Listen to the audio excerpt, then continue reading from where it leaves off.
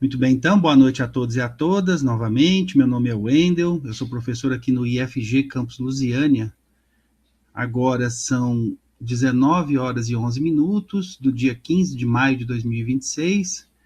Essa, então, é a aula sobre o algoritmo da aprendizagem da submissão à tela ao domínio tangível do pensamento computacional.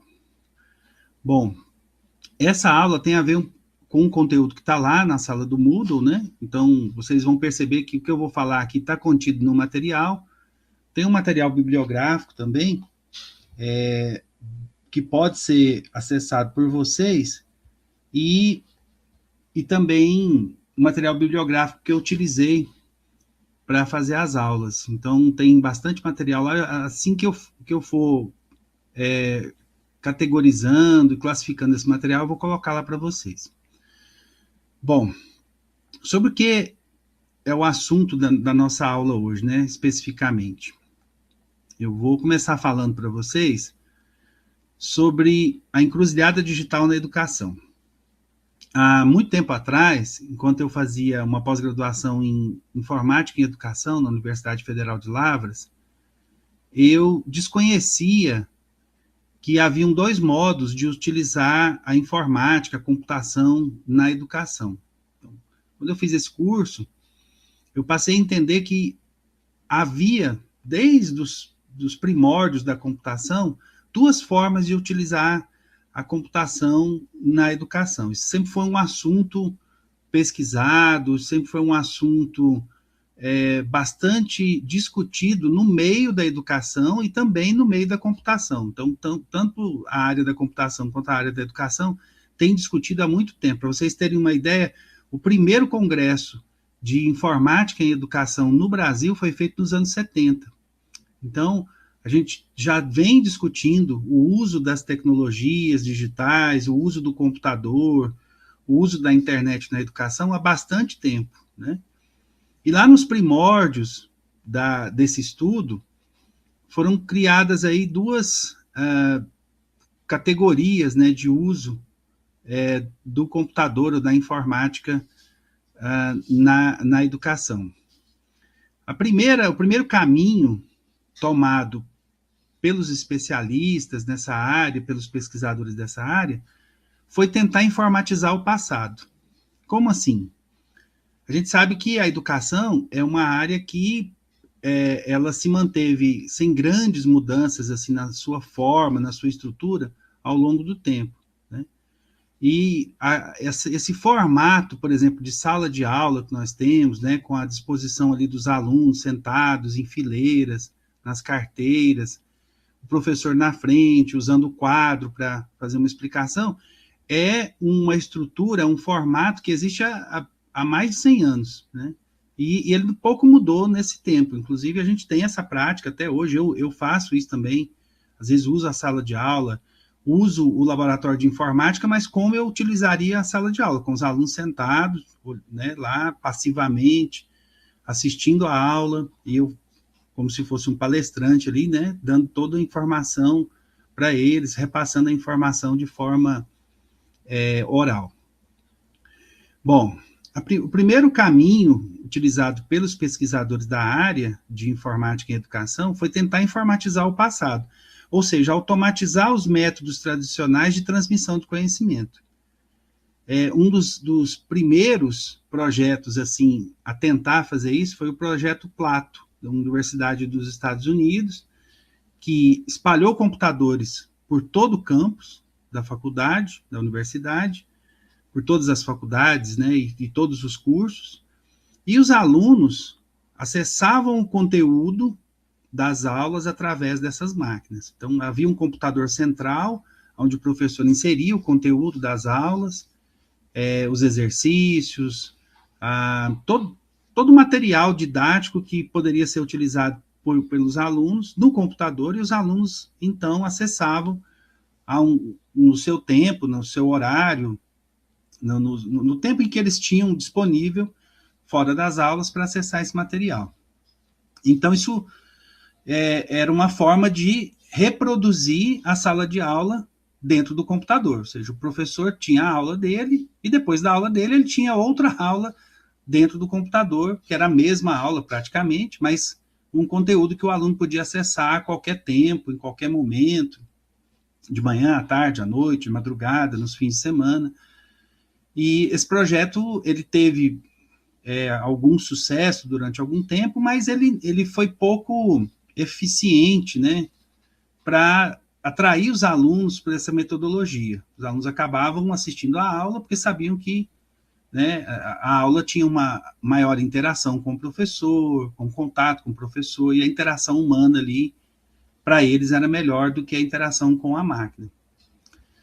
Bom, em dado momento, né, passou-se a pensar outro caminho, outra via para o uso do computador na educação, que a gente chama de caminho B aqui, né, que é construir o futuro, que é criar novos ecossistemas de aprendizagem ativa, utilizando a tecnologia, utilizando o computador, utilizando a informática, a internet, mas de outra maneira. Né? Não para reproduzir os métodos antigos ou os métodos tradicionais que a educação já possuía, mas criar caminhos diferentes, criar um futuro diferente. Então, essa foi a grande encruzilhada. Né? A partir de um certo momento, passou-se a abandonar essa ideia de que informatizar os métodos tradicionais seria o caminho e passou-se a observar um caminho diferente. E aí, olha só, a gente tem duas vertentes, então, desse uso, né, da computação, desse uso do computador na educação. O instrucionismo, que a gente vai chamar aqui de a máquina de ensinar, que, segundo Valente, né, o computador é utilizado primordialmente para a informatização dos métodos de ensino tradicional, ou seja, você usa a máquina como máquina de ensinar. Isso remonta lá o Skinner, né, no seu estudo sobre instrução programada, e muito desse estudo foi utilizado quando criou-se a máquina de ensinar. Né? O próprio Skinner usa esse termo, a máquina de ensinar. E o computador passou a ser essa máquina. Ou seja, eu pego todo o conteúdo que eu tenho para ensinar, coloco no computador, o aluno senta passivamente em frente à tela e começa a estudar sozinho, a partir daquele material, seja lá qual for esse material. E aí você não tem a figura do professor, você tem a figura do computador como tutor. Então a gente pode ver na imagem que a máquina, ela é o tutor do aluno. Ela conduz o processo, né? É claro que em alguns momentos, a gente vai ver mais para frente aqui, que ela pode interagir com o aluno de forma automática, mas ela não é um ser humano, ela vai fazer isso mecanicamente. Tá? Então, aqui a máquina de ensinar, ela toma o lugar, né, do tutor humano, do professor humano, e passa então a ensinar o receptor, que é o aluno. Então, a inteligência e o controle da narrativa pedagógica, elas vão residir no software, né? Elas vão estar no software que foi criado, no software educacional, e não no estudante. Então, eu tenho que criar um software, eu vou criar um software educacional que vai ensinar o aluno uma determinada área do conhecimento. Tem um software para ensinar química, um software para ensinar história, um software para ensinar português, um software para ensinar biologia, e é o software e os caminhos escolhidos por quem programou o software, os caminhos pedagógicos, né, é que vão ditar essa aprendizagem.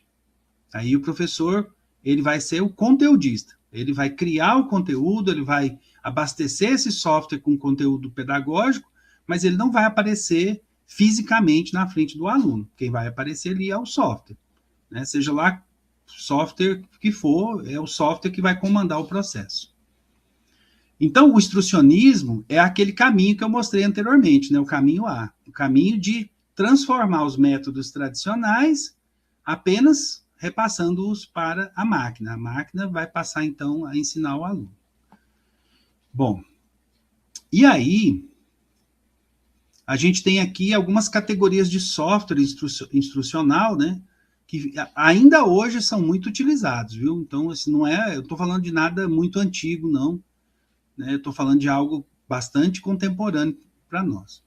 O tutorial, que é uma categoria de software, né, onde a máquina vai guiar o fluxo de informação de forma linear, e o aluno vai avançar. Então, o aluno vai ler um conteúdo no tutorial, vai clicar ali no botão, vai avançar para o próximo conteúdo, e assim por diante até chegar no final, isso passo a passo, tela a tela, até ele alcançar o objetivo, que é aprender sobre determinado assunto.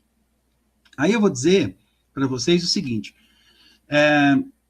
aonde isso é o mais utilizado? Onde o tutorial é mais utilizado como forma de ensinar os alunos?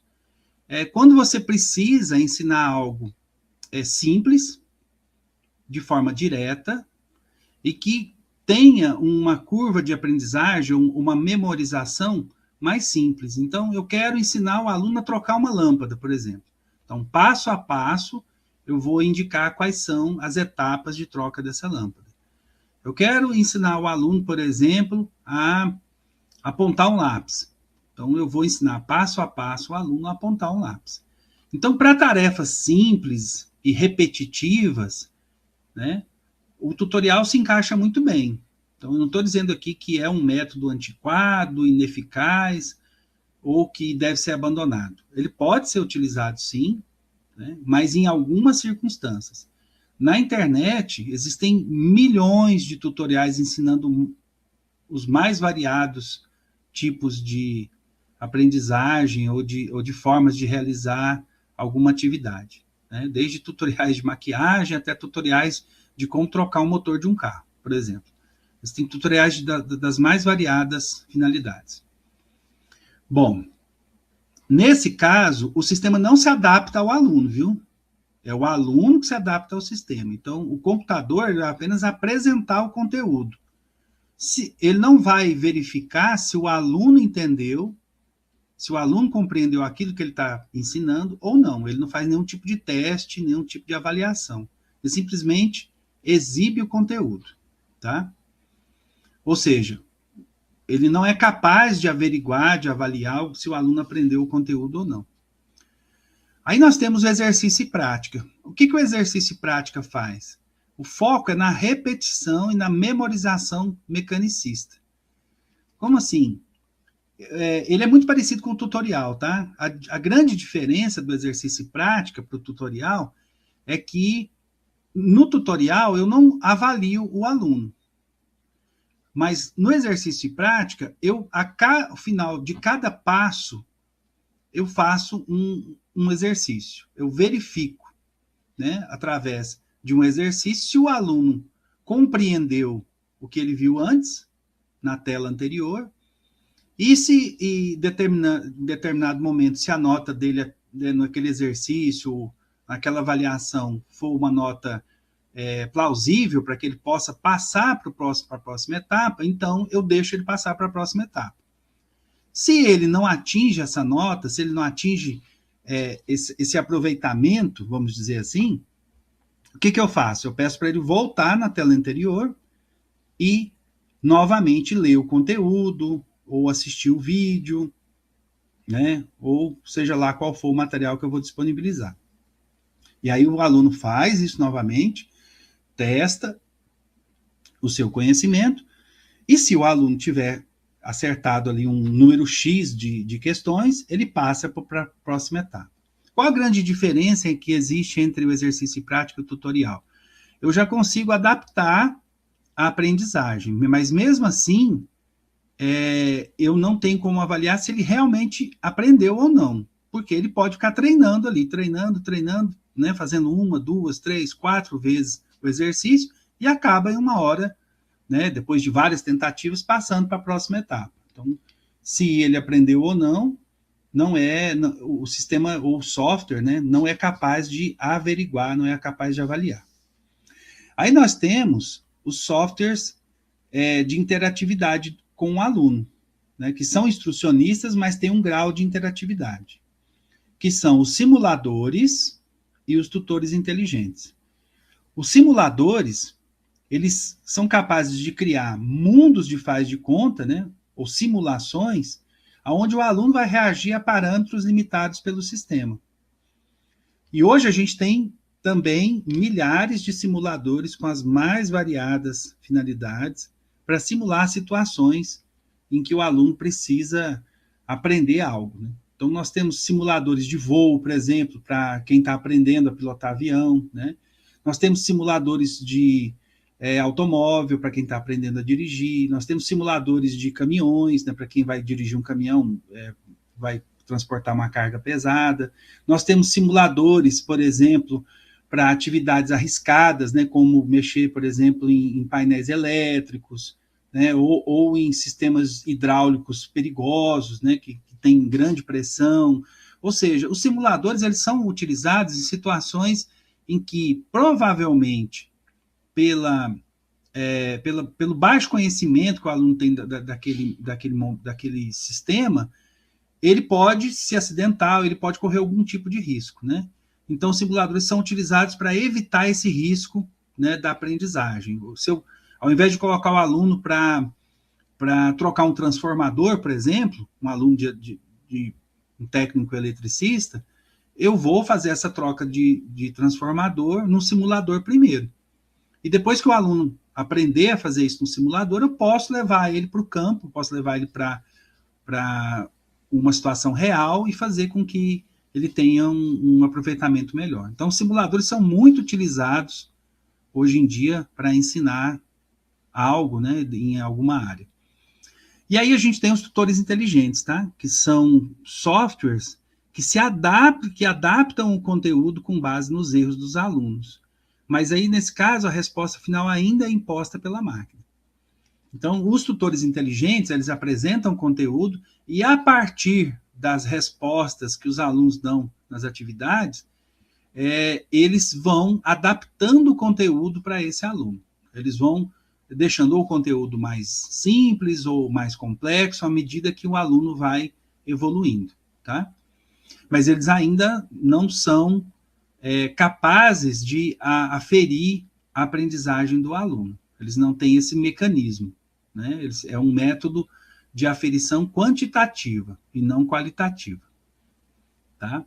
E com a inteligência artificial, isso aqui teve um salto enorme, tá? Os tutores inteligentes são cada vez mais inteligentes, mas ainda há, né, muito que se avançar nesse sentido. Como que o tutor inteligente vai avaliar se o aluno realmente aprendeu ou não, se ele está só, né, se ele está copiando as respostas, se ele está colando, se ele está fazendo algo se ele está burlando o sistema para poder atingir a nota necessária. Então, esses tutores são bastante eficientes, mas ainda não têm capacidade de avaliar a aprendizagem do aluno. Beleza, então vocês viram que no instrucionismo, no paradigma instrucionista, nessa categoria, né, de uso da tecnologia, do uso da computação na educação, a gente tem aí esse paradigma instrucionista e essas categorias de software, essas categorias de programas que ensinam. E aí a gente tem, né, essa pergunta aqui, né? O limite da interação passiva. Nesse modelo, quem está programando quem? Né? É o aluno que está sendo programado ou é o software que está sendo programado? Ou é o aluno que está programando o computador, né? Então, se a máquina dita o ritmo, o erro, o acerto e o caminho, o aluno vai ser reduzido a um mero executor do código escrito por outra pessoa. Ou seja, eu faço um software para ensinar biologia da forma que eu acho que biologia tem que ser ensinada, e o aluno vai aprender daquela forma. Né? Ou não, mas ele vai passar pelo processo dessa maneira. Então, a verdadeira cognição, ela exige muito mais, ela exige autoria, ela exige fazer, né? Aprender a fazer fazendo. Né? Todo mundo já deve ter ouvido isso, né, em algum momento. Bom, então vamos lá, vamos avançar. A gente tem essa pergunta, a gente, né, estabeleceu aqui uma certa resposta para ela, mas a gente precisa avançar um pouco mais. E aí, a gente começa a fase 2 desse processo, que é a virada construcionista do Seymour Papert. Como eu falei para vocês, no momento em que eu conheci o uso da informática na educação, esse nome sempre apareceu com muita ênfase, né? O Seymour Papert, eu vou fazer um breve relato aqui da pessoa, né, do Seymour Papert. Ele foi um professor de matemática da África do Sul, um estudioso, né, da educação, trabalhou durante um tempo com Piaget, como assistente, né, do Jean Piaget, e a partir desse relacionamento, né, profissional, desse relacionamento de aluno com o professor, né, de orientando com o orientador, o Papert foi trabalhar no MIT, nos Estados Unidos, que é o Massachusetts Institute of Technology, né, e ele foi convidado para trabalhar num laboratório de tecnologias educacionais, que estava sendo desenvolvido lá no início dos anos 60. E a partir desse estudo do construtivismo piagetiano, o Papert cunhou um termo chamado construcionismo. Tá? E aí, a partir do final dos anos 70, início dos anos 80, o Papert inverte radicalmente o poder que a computação tem em sala de aula. Ele passa a dizer o seguinte, que o computador deixa de ser o mestre, deixa de ser o tutor, e ele passa a ser uma tela em branco, onde o aluno vai escrever, né, o conhecimento que o computador vai aprender. Então, o computador sai dessa figura de máquina de ensinar e passa a ser a máquina a ser ensinada. Certo? E aí, o Papert diz o seguinte, que a criança deve programar a máquina e não ser programada por ela. O Papert criou, junto com sua equipe no MIT, uma linguagem de programação chamada Logo. Essa linguagem era utilizada para controlar uma máquina, um robô, que tinha um lápis no seu interior.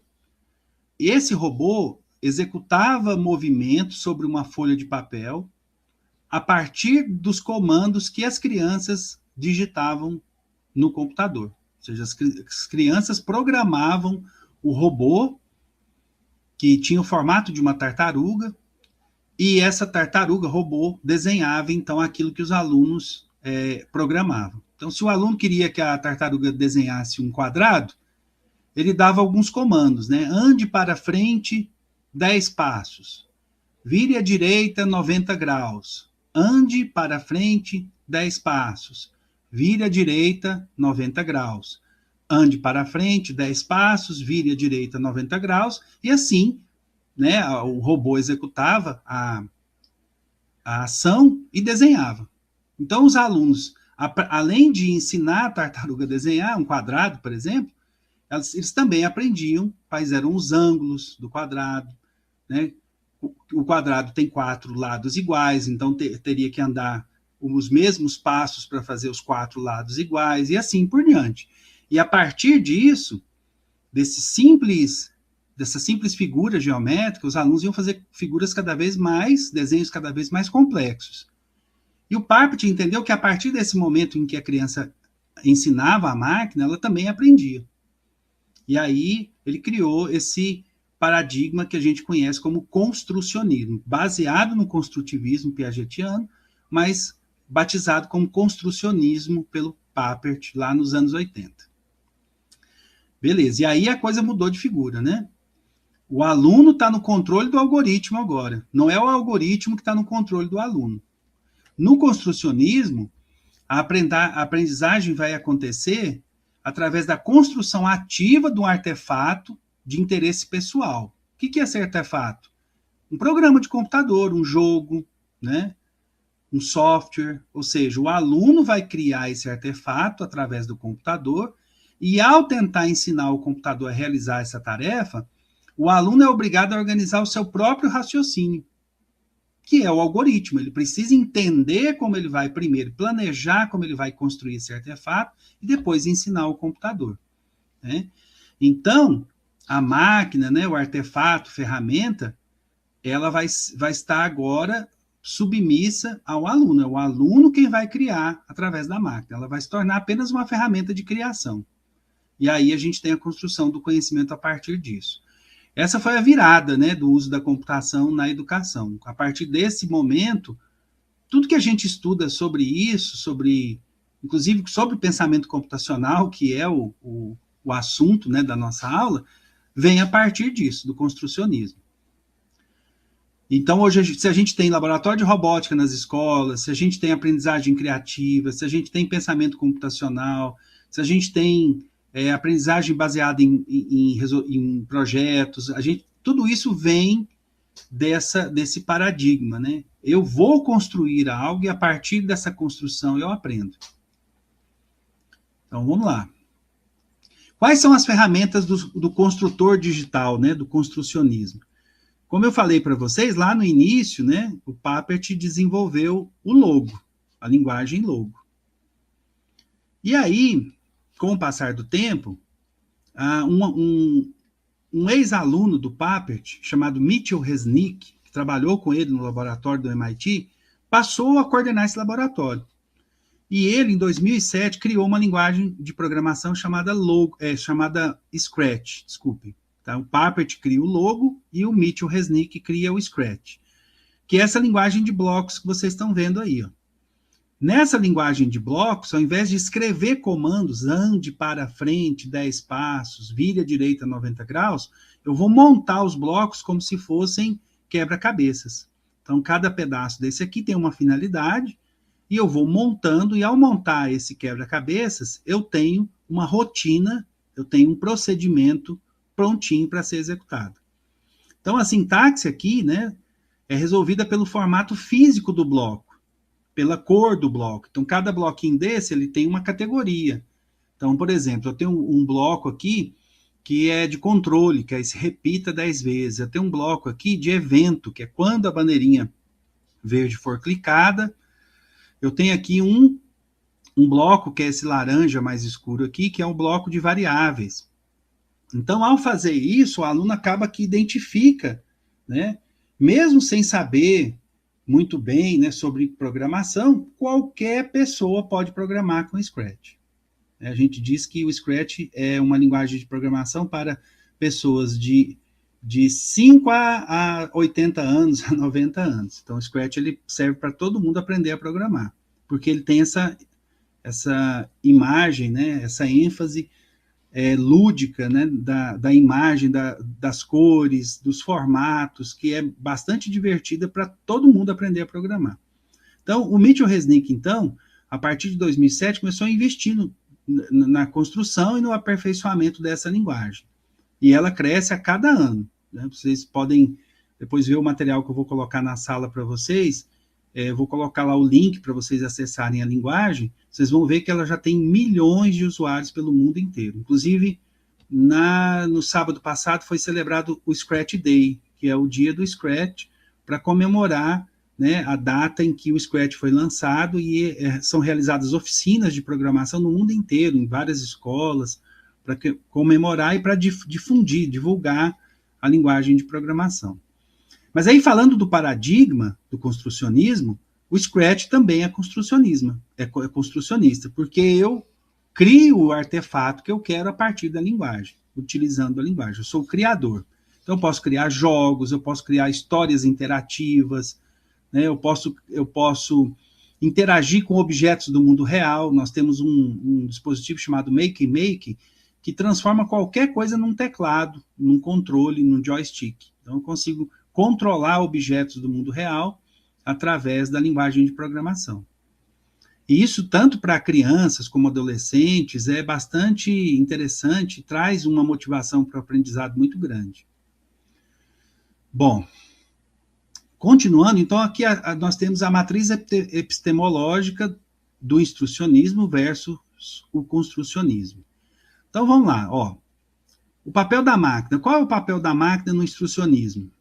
Transmissora e avaliadora. Então, ela só vai transmitir o conhecimento e avaliar, num certo sentido, se o aluno alcançou uma determinada nota, um nível de aprendizagem ou não. No construcionismo, o papel da máquina é ferramenta e tela em branco, ou seja, é algo que eu vou utilizar para criar outra coisa. Qual que é o papel do aluno no instrucionismo? Receptor e seguidor de regras. Né? Ele simplesmente vai ficar passivo ali assistindo a aula no computador. E no construcionismo, ele é autor, ele é investigador, ele é criador. Né? Ele é um agente ativo do processo ensino-aprendizagem. O tratamento de erro no instrucionismo é a falha a ser corrigida pelo sistema. Eu errei, volto lá, leio o parágrafo de novo e tento fazer o exercício de novo. Se eu errar, eu volto lá de novo, leio o parágrafo e tento responder a pergunta novamente. A falha no construcionismo, ela é depuração. É o que a gente chama na programação de computadores de debugging. Ela é parte essencial do processo criativo. Eu erro, né? Vou lá, corrijo o meu erro e evoluo para o próximo passo. Ou seja, eu vou aprendendo em uma espiral evolutiva. Porque o erro me ajuda a subir nessa espiral, a crescer, a melhorar o meu conhecimento. Né? No instrucionismo, o foco cognitivo é na memorização e reprodução. Eu vou decorar, eu vou reproduzir aquilo que eu memorizei. Né? Por isso que o instrucionismo é bom para tarefas simples, mecânicas, rotineiras, né? Como trocar uma lâmpada, por exemplo. E no construcionismo, o foco cognitivo está na resolução de problemas e estruturação lógica, ou seja, criar estruturas, planejar estruturas para resolução de problemas. O algoritmo, né? O passo a passo para resolução de problemas. Beleza. Bom, o verdadeiro hardware é a mente, né? Então, o que o pensamento computacional da Jeanette Wing, lá em 2006, quando ela escreveu esse artigo, o que esse termo traz para a gente? O que ele revela? Que a habilidade analítica não depende da máquina. Não é o computador que pensa. O computador é uma máquina. Se você não fizer nada com ela, ela vai ficar ligada apenas, né, parada ali em um determinado local. É um peso de papel, né, o computador. Mas quem programa o computador, quem ensina o computador é que realmente tem a inteligência. É quem realmente pensa. Então, o termo pensamento computacional muitas vezes é confundido com o pensamento do computador, mas o computador não pensa, a máquina não pensa. Quem pensa somos nós. Nós é que programamos a máquina, nós é que estruturamos a resolução de um problema e transformamos isso em uma linguagem de programação para o código binário, aquilo que o computador vai executar. A Wing, inclusive, ela chama isso de a nova alfabetização do século XXI. Tá? E aí a gente tem, novamente, né, eu falei isso na outra aula, os 4 pilares do pensamento computacional. A decomposição, que é a quebra, né, quebrar problemas complexos em partes menores, dividir para conquistar. Né? A abstração, que foca no que é essencial e ignora os detalhes irrelevantes. Então, abstrair. O que eu preciso para resolver esse problema está aqui. O restante eu ignoro e foco no que é principal. O reconhecimento de padrões, né, que eu vou identificar semelhanças e tendências para a resolução do problema, então, inclusive em problemas parecidos, né? Então, vou buscar soluções já existentes para problemas parecidos com aquele problema que eu estou resolvendo. E o algoritmo, que é o passo a passo para resolver o problema. E isso, pessoal, não está, nenhum desses pilares está isolado. Eles são utilizados de forma conjunta e transversal e interdisciplinar também. Por quê? Porque eles separados, eles têm a sua finalidade e juntos também eles acabam interagindo uns com os outros, tá? E se tornam aí as bases para o pensamento computacional. Bom, e aí a fase 3, né? Que é o desafio na educação profissional e tecnológica. Agora que a aula vai começar mesmo. Eu estou aqui contextualizando para vocês, né? E agora chegamos realmente naquilo que a gente queria aprender. Na educação profissional e tecnológica, a gente precisa desenvolver profissionais capazes de resolver problemas complexos, técnicos e reais, que cada vez mais dependem do uso do pensamento computacional. Porque nós estamos lidando com máquinas o tempo todo, com softwares o tempo todo, com a inteligência artificial nesse momento que, né, explodiu, né, o uso dela, apesar dela já existir esse conceito de inteligência artificial há muito tempo, agora ela se tornou muito popular, né, bastante popular. Então, nós precisamos desenvolver profissionais, formar profissionais, ajudar a desenvolver esses profissionais que vão resolver esses problemas cada vez mais complexos, técnicos e do mundo real. Mas como é que a gente vai garantir que o ensino do pensamento computacional não seja refém dos laboratórios de informática, internet de alta velocidade, licenças de software? Né? Porque parece isso, né? Parece que para ensinar pensamento computacional eu preciso ter um laboratório muito bom, com computadores novinhos, com a internet de alta velocidade, com licenças de software, né? De última geração. Mas isso não é o único caminho para ensinar o pensamento computacional. E eu vou mostrar isso para vocês agora. Nós temos dentro do ensino do pensamento computacional o que a gente chama de computação desplugada, que é a lógica sem a tela. É ensinar os conceitos da computação, ensinar o pensamento computacional sem o uso do computador. E essa abordagem, iniciada lá em 1997 por Bell, né, e outros, ela ensina os fundamentos da ciência da computação utilizando apenas materiais simples, né, como lápis, papel, barbante, jogos de tabuleiro e movimentos físicos. Né? Depois eu vou colocar alguns vídeos que eu fiz aqui na escola, em que eu ensino os alunos o mesmo princípio da linguagem Logo, do Papert, mas sem usar o computador. Eu coloco os alunos no pátio e faço eles atravessarem um labirinto, um programando o outro. Né? Então, a gente não usa computador nessa atividade. Inclusive, vou colocar lá para vocês como fazer essa atividade na escola de vocês. E isso aguça o processo, né, de resolução de problema. Como é que eu vou sair desse labirinto? Para que lado eu tenho que virar? Para onde eu tenho que ir? E não é o aluno que está dentro do labirinto, mas quem está fora, quem vai comandar, quem vai dar os comandos para ele sair do labirinto. Então, a gente tem alguns exemplos aqui, né? O uso de cartões numerados, para a gente aprender o código binário, copos empilhados, né, para aprender algoritmos de ordenação, os labirintos no chão, né, depuração de código. Então, o computador não é a essência da computação aí. Né? A computação existe muito antes do próprio computador existir. Né? Então, assim como o telescópio não é a essência da astronomia. Então, o computador é uma ferramenta, mas o pensamento computacional já existia no ser humano desde os primórdios da humanidade. O que a gente chama de pensamento computacional hoje a gente já utilizava antes. A gente só ampliou esse pensamento porque a gente usa agora a máquina para implementar essas soluções, ou seja, a máquina executa essas soluções que eu, como ser humano, penso. Beleza? Então, vamos lá. Aqui nós temos o PBL desplugado, né, que é a aprendizagem baseada em projetos, integrando-se perfeitamente à computação desplugada. O aluno ele não vai resolver equações no vazio, ele vai simular e resolver problemas técnicos da sua futura profissão, né, seja lá qual for essa profissão, através de algoritmos físicos. Então, eu tenho o ciclo aqui, né?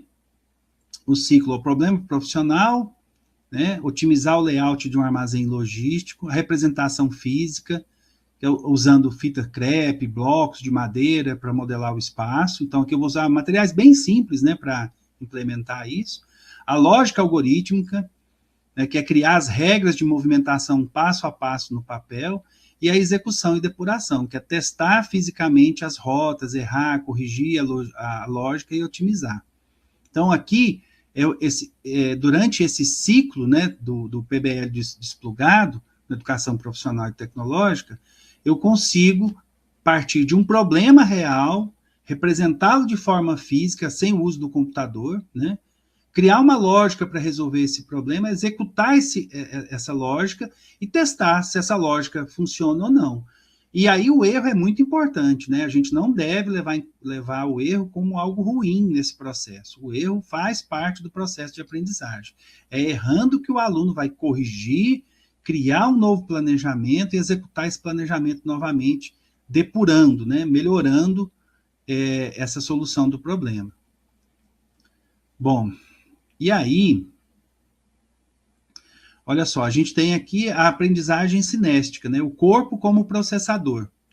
A gente tem aqui conceitos altamente abstratos, como loops, né? Na programação a gente chama de loops ou laços de repetição, estruturas condicionais e variáveis, que vão se tornar tangíveis, né? Quando estão ancorados no movimento físico. Então, o meu corpo executa a tarefa que o computador executaria.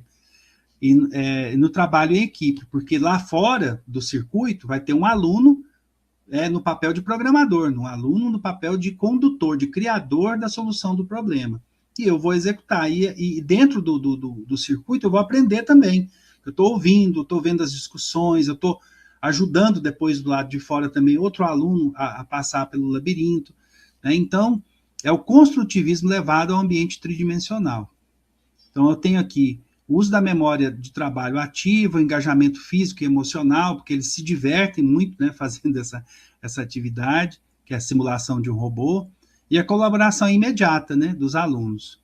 Ao trabalhar com objetos tangíveis, retira a caixa preta da tecnologia, né, que a gente vê o computador lá e não sabe como é que ele funciona, e parece uma coisa muito misteriosa, mas ao fazer essas atividades desplugadas, a gente deixa transparente o processo, né, de resolução do problema, para todo mundo que está participando. Bom, e aqui a gente tem a evolução completa da cognição tecnológica, né? O passado do instrucionismo, a submissão à máquina, aí o aluno reage ao código do software, né? Eu falei lá do projeto Plato, nos anos 60 e 70, o presente, que é o construcionismo, que a gente está vivendo nesse momento, né, o domínio da máquina, eu domino a máquina, eu faço a máquina executar as tarefas que eu quero, o aluno escreve o código no software, e o futuro, né, a computação desplugada e o PBL, que é a internalização da lógica.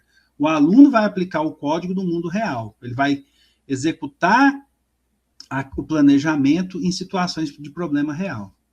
Então, na educação profissional e tecnológica, o hardware mais poderoso e adaptável que a gente pode programar é a mente do aluno. É o aluno que vai, né, usar o seu pensamento para encontrar a solução de problemas reais do mundo real, do nosso cotidiano.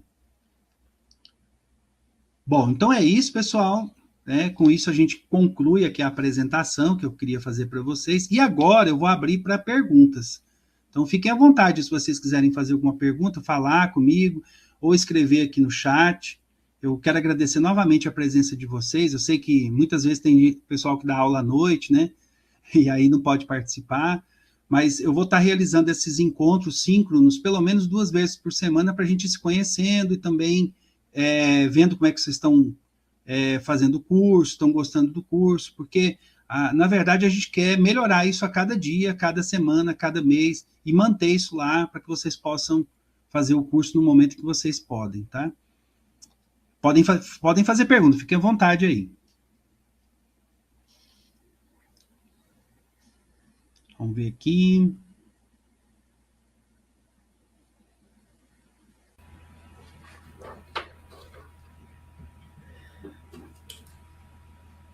Bom, vou começar. Oi, Ramon, tudo bem? Boa noite.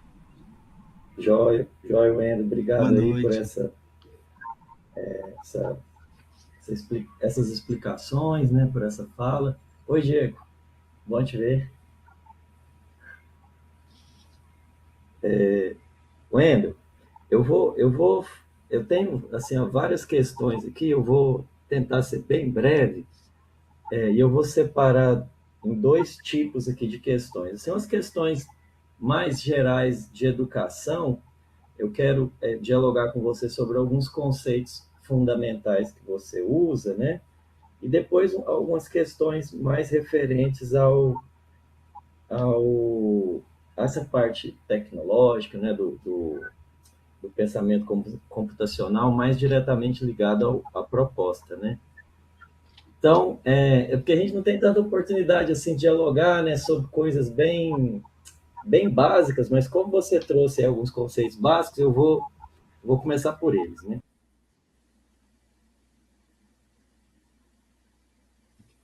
Seu microfone desligou. Aí. Agora, tá me ouvindo bem? Sim, pode falar. Beleza. Então, assim, tem um contraste que aparece muito na sua reflexão sobre ativo e passivo, né? Aprendizagem ativa, aprendizagem passiva, né? Aí eu fui mapeando aqui um pouco na sua fala, e eu fico pensando, sabe? Eu tenho uma pergunta, se eu me pergunto se sem atividade existe aprendizagem, sabe? E se sem atividade não existir aprendizagem, se faz sentido adjetivar a aprendizagem de ativa. E aí, quando a gente vai olhar de perto o conceito, o contraste, por exemplo, um contraste que você fez, que ficou bem nítido, foi assim. Por exemplo, lá na interação passiva. O que é a interação passiva? Execução, né? Não é autoria, né? Agora, mesmo que a execução ela seja um tipo de atividade, vamos dizer assim, menos complexa ou que se desenvolve num espaço delimitado por outra pessoa, por outro grupo, ainda assim ela é um tipo de atividade, né? Porque parece que nós somos seres de atividade e isso é inescapável. Talvez a única coisa que a gente possa fazer seja mudar de atividade. E isso acontece quando a gente encontra problemas de sentido, né? E, e aí nessa linha, né? Eu até digo, por exemplo, a gente fala assim que a recepção é passiva, né? Por exemplo, pensando agora mesmo nessa atividade aqui que teve um caráter instrucional até agora, né? Mas assim, eu acredito que eu, Diego, Luíla, a Narielle, não fomos nada passivos aqui, né? Eu estou com 4 páginas de anotações aqui, né? Então, se a gente pensar que a compreensão, se a gente pensar na compreensão no sentido bakhtiniano, que é receber as palavras do outro com contrapalavras nossas, não tem como existir compreensão sem atividade também, porque a gente fala em recepção, mas na verdade o que a gente faz é uma espécie de tradução, né?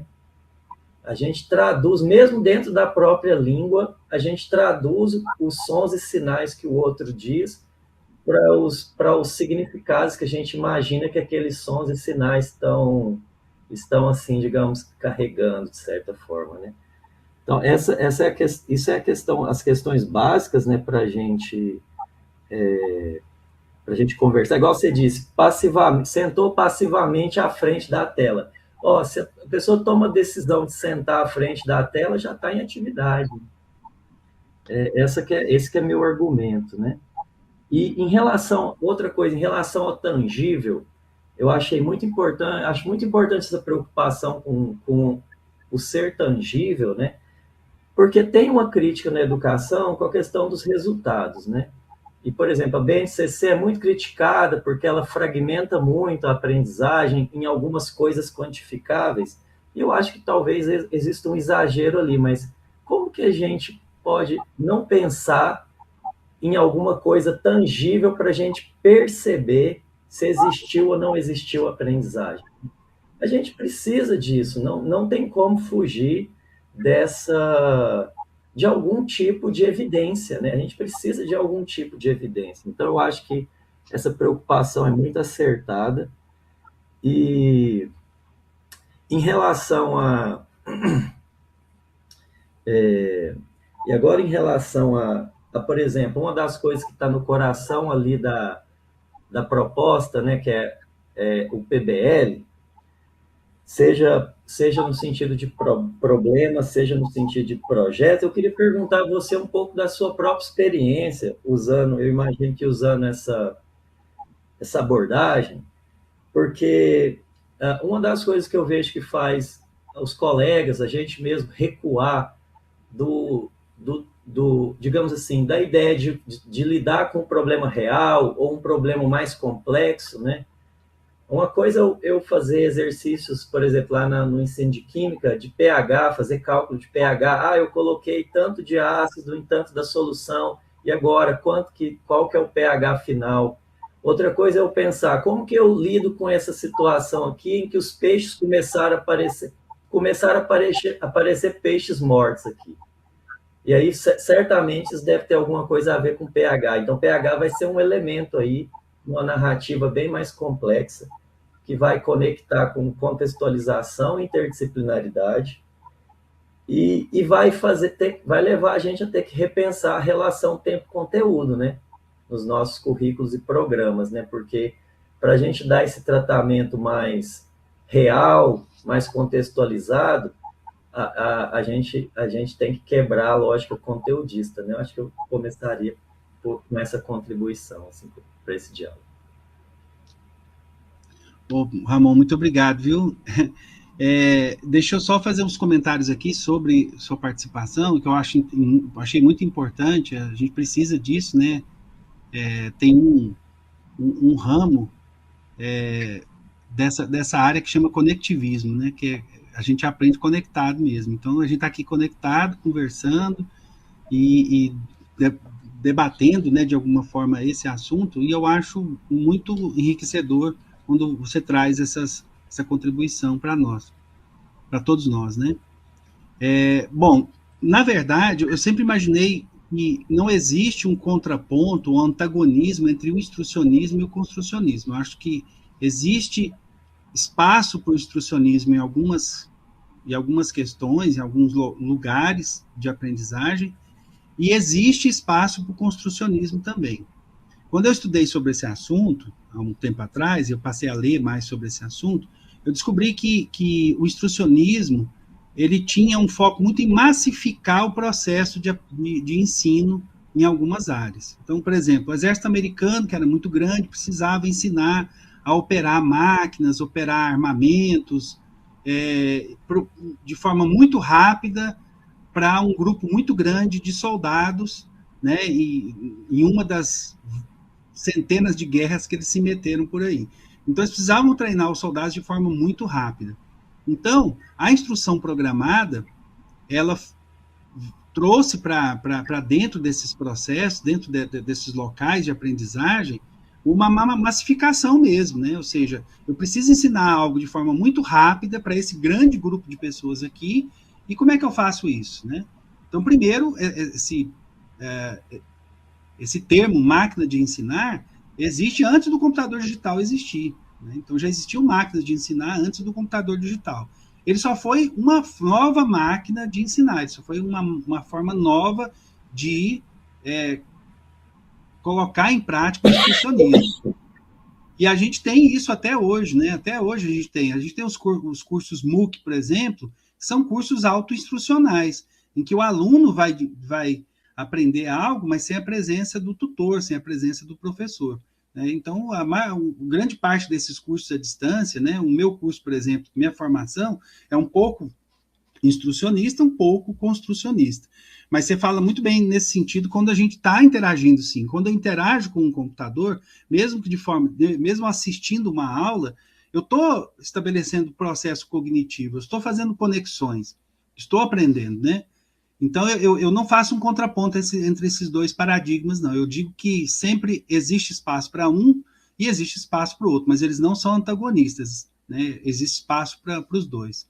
No caso da PBL, aí eu vou usar um termo aqui, até que eu trabalho como programador há muitos anos, antes de ser professor, eu era programador, e eu me vi envolvido em vários projetos de construção de software para dezenas de áreas diferentes. Então, eu comecei desde lá do laboratório farmacêutico, lá em Anápolis, trabalhei em hospital, trabalhei em recapagem de pneus, trabalhei em supermercado, como programador.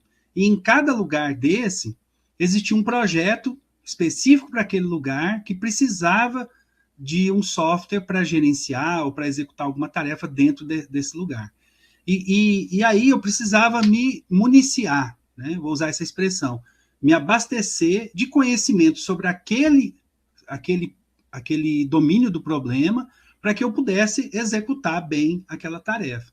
Então, quando eu faço isso, quando eu me envolvo num projeto em que eu preciso me abastecer, eu preciso me munir de todo o conhecimento sobre aquele assunto, por exemplo, eu vou fazer um software sobre contabilidade. Eu preciso entender de contabilidade para fazer um software de contabilidade. Não existe outra maneira de eu criar um software de contabilidade sem um mínimo de conhecimento em contabilidade. É claro, é evidente que eu não vou me tornar um contador, não é a minha pretensão. Mas eu vou me municiar, eu vou me abastecer com essas informações para eu me tornar um bom programador, né? Um programador eficiente no meu trabalho e eficaz, né? Porque aí eu vou construir um software que atenda um contador de verdade lá. Então, quando eu falo isso, por que eu estou falando dessa forma? Eu trago para dentro do pensamento computacional é essa experiência, né? Como é que eu vou ensinar a minha área do conhecimento sem aprender sobre aquela área de maneira que eu possa criar um projeto que vai resolver um problema dentro daquela área, da minha área do conhecimento, e fazer com que os alunos também se engajem nisso, né? Os alunos também vão ter que procurar se municiar, se abastecer com esse conhecimento. Então, eu estou dando aula, por exemplo, lá, um professor de engenharia, estou dando aula de como construir uma ponte. Primeiramente, eu vou contextualizar, eu vou dar informações sobre materiais, sobre métodos, e vou explicar para os alunos. Mas a melhor maneira deles entenderem isso, por que eu estou tendo esse conhecimento aqui, esse outro aqui, eu estou pensando esses conhecimentos, é realizando um projeto concreto, né? Um projeto que vai ser visto, vai ser tocado, que é tangível. É um projeto em que eu vou colocar minhas mãos sobre ele. Então, acho que aí tem um ganho de aprendizagem nisso. Né? Quando eu aprendo a fazer, fazendo, né? Quando a gente usa muito esse termo, né? No STEAM, no movimento Maker, que é meter a mão na massa, colocar a mão na massa. Né? Então, eu acho que nesse ponto aí traz um benefício, sim. É por isso que a gente está falando que isso é o futuro, mas não digo nem que é o futuro, porque a gente está vivendo isso no presente agora também. Né? Por exemplo, a gente tem um projeto do Ministério da Educação, Ministério da Ciência e Tecnologia também, que é o Mais Ciência na Escola, né? Que é levar laboratórios com essa pegada maker para dentro das escolas, né? Com cortadora laser, com impressora 3D, com kit de Arduino, com kit de robótica, e para isso, né? Para que as pessoas possam pegar, se apropriar desses instrumentos, dessas ferramentas, e tentar resolver um problema de verdade. Mesmo que seja numa escala menor, mas resolver um problema de verdade. E não ficar imaginando, teorizando sobre esse problema. Acho que é isso. Não sei se eu me enrolei aqui na resposta, se eu consegui responder, né, as suas questões aí. Mas foi muito bom você ter falado sobre isso.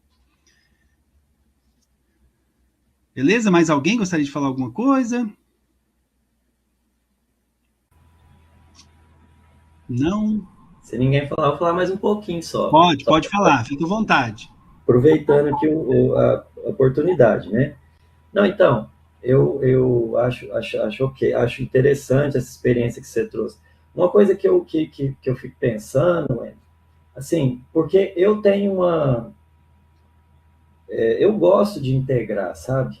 Então, eu estou falando de um lugar, assim, por exemplo, dentro do Instituto, de quem é favorável à integração, mas eu vejo muitas barreiras para a integração, né? E aí fico pensando sobre como romper algumas, né? Mas, assim, eu não tenho dúvida de que quando a gente se envolve na construção de um projeto, né, nesse sentido que você trouxe, o resultado é muito mais rico, né? Porque a gente acaba lidando com um objeto complexo, né? Que é um objeto interdisciplinar, né? Um objeto que, inclusive, extrapola as áreas de conhecimento como forma de organização, porque a gente tende a pensar que a gente está mais próximo dos colegas que estão dentro da área de conhecimento, né?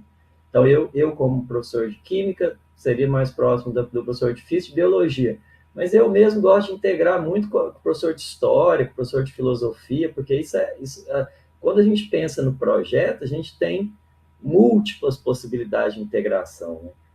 E eu acho que a gente, dentro do Instituto, está relativamente protegido de um outro lado, que aí eu quero te perguntar, aproveitando a sua experiência, inclusive pré-instituto, que me parece que, de alguma maneira, eu gosto dessa lógica, de o jeito que o problema mobiliza os conhecimentos, né? O jeito que você falou, vai pensando, né? Porque eu vou ter que... O que eu vou trazer de química para esse problema? O que eu vou trazer de física? O que eu vou trazer de biologia?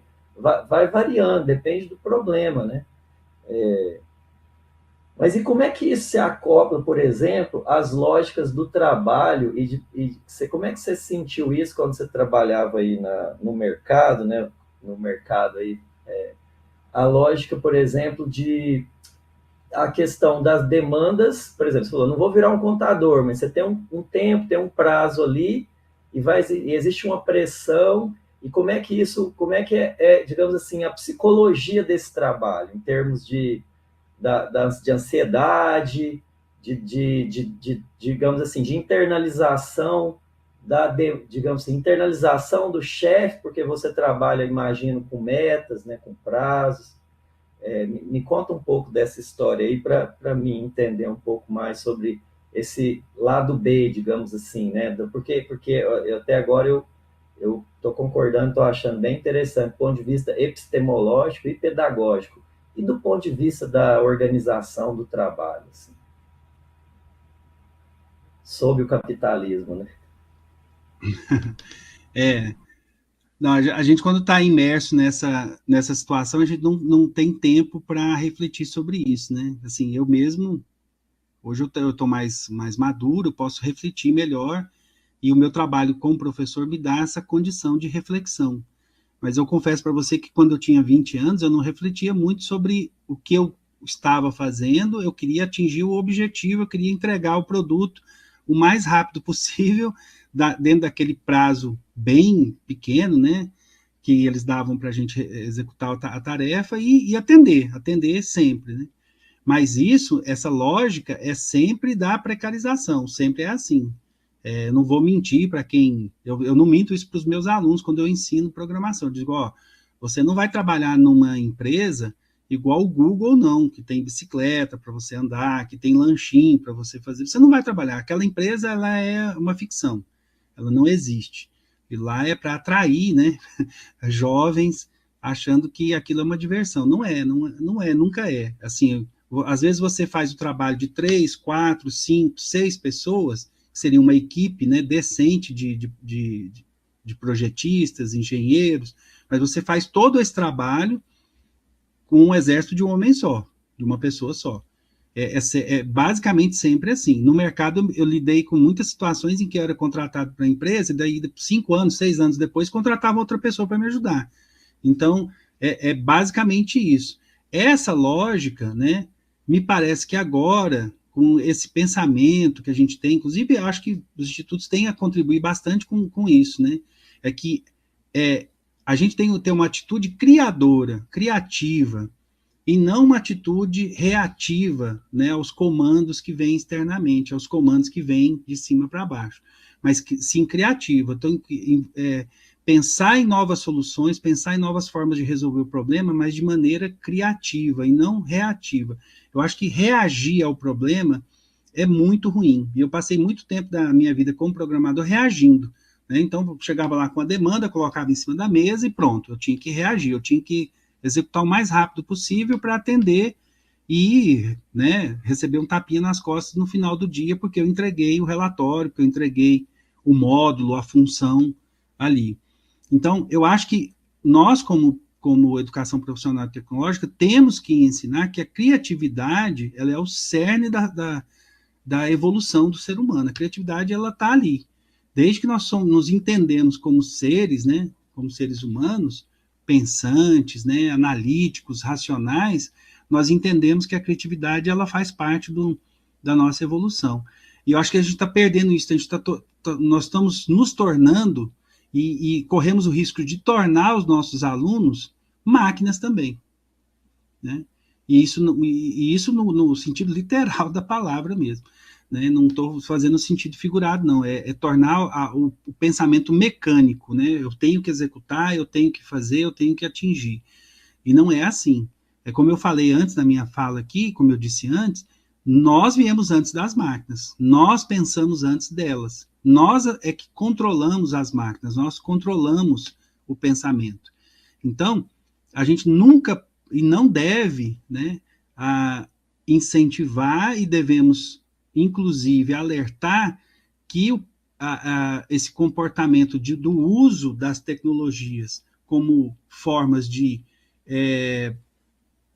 executar tarefas de forma automática, sem raciocínio, sem crítica, pode ser muito perigoso para nós.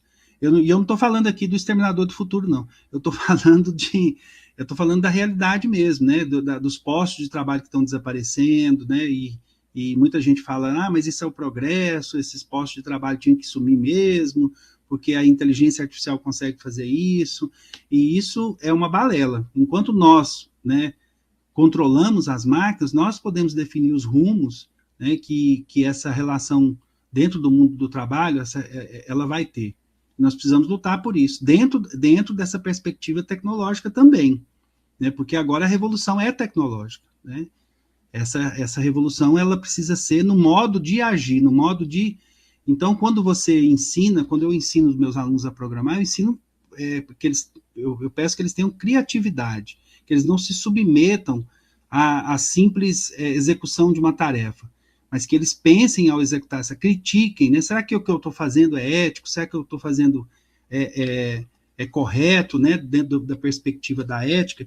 E aí, eu acho que é onde essa integração com as outras disciplinas é interessante. Por isso que eu acho que o pensamento computacional ele é transversal também, né? Ele perpassa, ele é pervasivo, né? Ele perpassa todas as áreas do conhecimento, porque cada área vai ter aquele ponto chave de criatividade que vai precisar ser executada naquele momento, mas sempre com pensamento crítico, sempre levando em consideração a ética sobre aquele aspecto que eu estou trabalhando.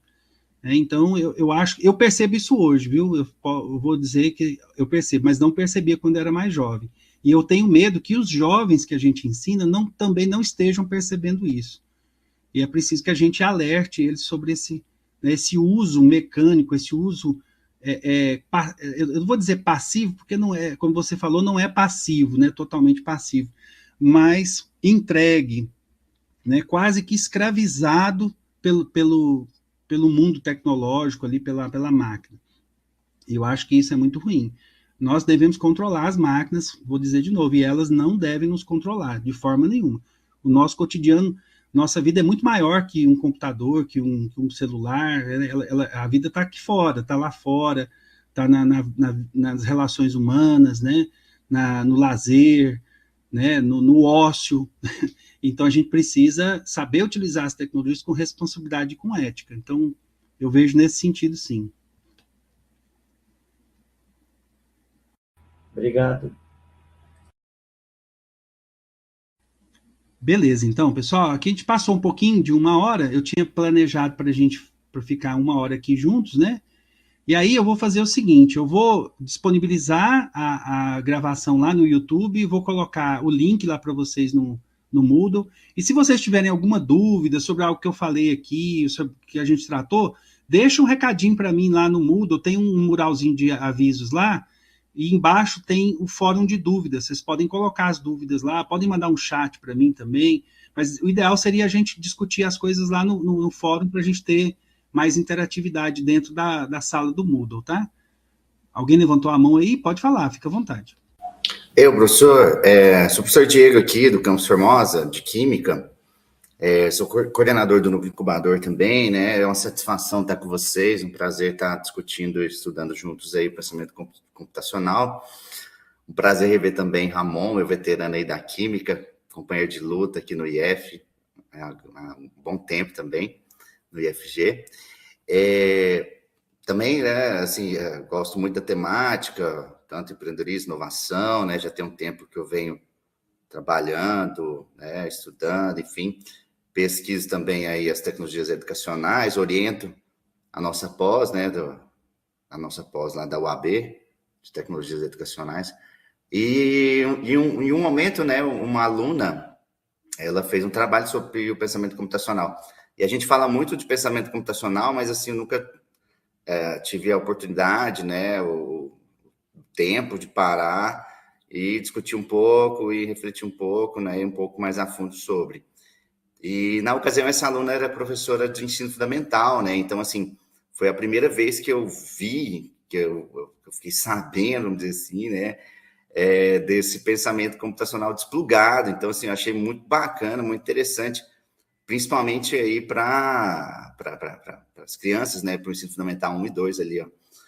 Agora, para nós, a gente que trabalha com médio, é interessante, né, em alguns momentos também. Professor, eu só queria deixar claro aí para o senhor, né, eu estou acompanhando ali, né, as discussões do Moodle, mas devido a uma carga de projetos que chegaram aí para nós, Pé no Futuro, Energia e tal, eu não sei se eu vou conseguir acompanhar todos os momentos síncronos, né? O senhor havia falado que vão ser 2 por semana? É isso mesmo? Meu planejamento é fazer 2 encontros para que a gente possa se conhecer também, conversar com vocês, ter essa interação com vocês, mas o grosso do material mesmo, tudo que eu estou planejando para o curso está lá no Moodle, né? É claro que só o material do Moodle, ele fica sem sentido se eu não estiver aqui conversando com vocês. Então, eu vou estar sempre trazendo um assunto novo durante a semana para falar com vocês. Então, eu estou pensando duas vezes por semana, que eu acho que é factível, né? Eu não consigo fazer o encontro todos os dias da semana, mas 2 vezes por semana eu consigo. E isso também vai me ajudar a modular também a quantidade de encontros síncronos para a próxima turma, que talvez eu faça no futuro. A ideia é que esse projeto seja piloto, justamente para eu ir modulando, para eu ir sintonizando aqui a minha relação com vocês e com o material que eu estou disponibilizando lá. Então, eu posso fazer até mais de 2, dependendo da necessidade de vocês, mas eu preciso desse feedback também, né? Que vocês lá no Moodle, vocês falam, a gente quer mais encontro síncrono, a gente precisa mais conversar com você, debater com você, ou a gente pode debater lá também no fórum, no momento assíncrono, né? Ou seja, no tempo de vocês, né? No horário de vocês, que eu sei que o professor do IF dá aula de manhã, de tarde e de noite, né? Então, e nos fins de semana também. Então, eu sei que a demanda de projetos é muito grande, então, eu acho que o Moodle é uma boa pedida para isso, né, para que a gente possa conversar nesses momentos em que a gente não está dando aula, ou não está dentro do IF fazendo alguma atividade. É isso. Não, bacana, professor. Obrigadão. Assim, eu não sei se eu vou conseguir acompanhar todos, mas geralmente vão ser em quais dias da semana? Quarta e sexta? Essa semana não deu para fazer na terça e na quinta, mas semana que vem eu vou tentar fazer na terça e na quinta, mas se houver alguma mudança no cronograma, eu vou explicar, porque essa semana eu tive uma reunião na reitoria na terça-feira e precisei me deslocar para Goiânia. Então, foi bem intempestivo, porque era para eu e outro professor, acabou indo eu, né?